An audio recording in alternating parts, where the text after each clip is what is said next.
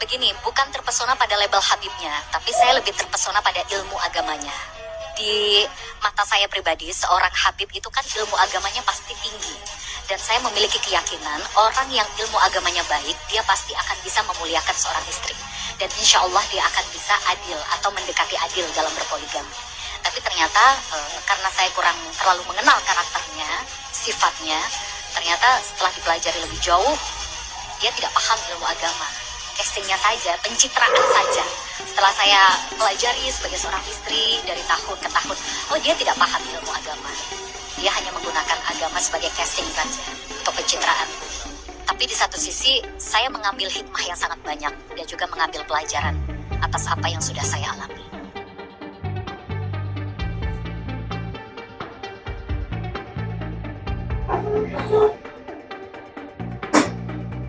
Kita semua sudah mendengarkan ya bagaimana pengakuan Mbak Zida Salim ketika memutuskan menikah dengan seorang kabit. Harapannya dari gambaran yang diterima oleh Mbak Zida Salim ya, ini seorang kabit ini adalah seorang yang alim mu'alamah ya, pinter dalam dunia Islam, pinter dalam ilmu Islam. Tentu pada saat seorang itu pintar tentang Islam ya, tentu mereka akan memperlakukan istri dengan bijakan. Akan tetapi lagi-lagi hanya casing. Ini sebuah testimoni, sebuah pengakuan dari seorang Mbak Zida Salim yang betul-betul merasakan bagaimana diperlakukan menjadi istri seorang kabit Dobolowi. Dan ini kabitnya terkenal, dai. Jadi Mbak Zida Salim itu mengaku bahwa dia terobsesi menjadi istri seorang kabit itu bukan karena Habibnya sebagai keturunan Nabi, bukan karena dai-nya, bukan. Ya itu lakukannya karena dia itu paham ilmu agama. Ya tentu orang yang paham ilmu agama akan menghormati istri, itu kan, akan bijak, akan berusaha untuk ngadil ketika dipoligami. Akan tetapi lagi-lagi fakta survei membuktikan penipu halus. Iya, penipu halus. Kenapa penipu halus? Ya tidak sesuai dengan ekspektasi kan. Bagaimana mungkin orang yang berpenampilan seperti itu tapi perilakunya seperti iblis kan gitu kan. Naudzubillah min dzalik. Ini betul, ini sebuah kesaksian. Ternyata mereka berpenampilan bak agamawan, bak orang yang religius, pakai sorban sebesar ban Vespa, pakai daster. Oh, gamis ya? Iya, sama saja lah. Ya, untuk menutupi, untuk penampilan saja, mereka itu Islam casing. Ya, termasuk cucu-cucu Nabi casing, hanya penampilan saja, hanya mulutnya saja. Ya, mereka sampai detik ini tidak bisa membuktikan kok. Iya, mereka tidak bisa membuktikan akan ketersambungan nasab mereka ini dari segi ilmiah, penelitian, dari filolog, belum lagi dari genetika. Ya sudah, mereka itu ya jauh dari cucu Nabi, hanya casing, saudara-saudara. Udahlah, kita memberikan analogi yang sangat sederhana untuk warga NU. Warga NU itu tolak ukurnya Habib yang kalem, itu kan, yang Pekalongan itu kan, ya. Itu tidak ada lagi yang melebihi kekaleman dari Pekalongan. Tentu kita sepakat bahwa kabit Pekalongan ini kabit yang paling kalem. Coba kita cross check, kita telusuri bagaimana perilaku geng Pekalongan ini. Gurunya Mbah Malik itu di Bin Yahya kan.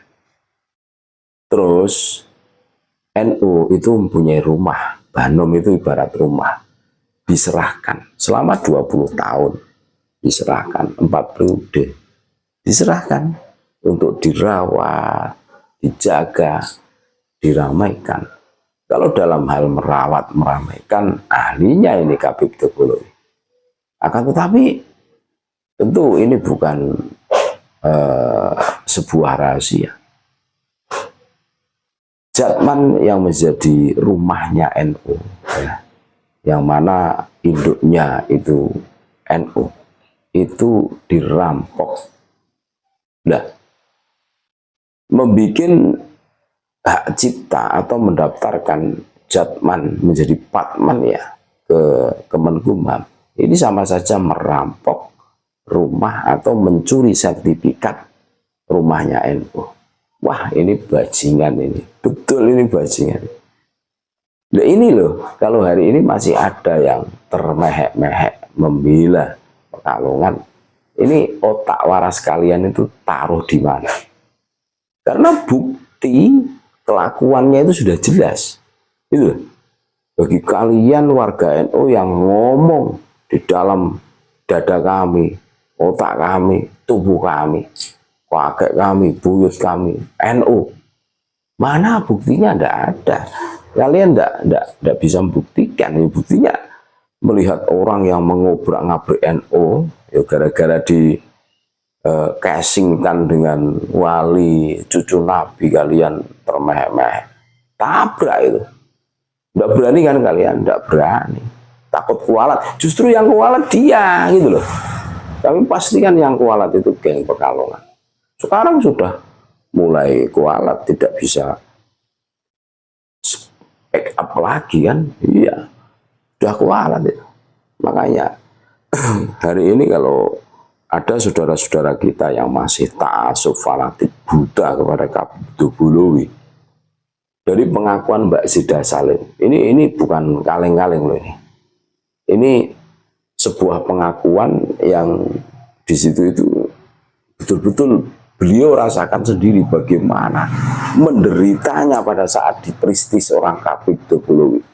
Dan itu sangat dekat suaminya itu dengan Imam Jumbo dan Dai, sampai sekarang ini masih ceramah ke sana kemari. Kami tidak menyebutkannya, akan tetapi semuanya tahu gitu. Bagaimana kelakuannya, bagaimana, wah, naudzubillah min dzalik.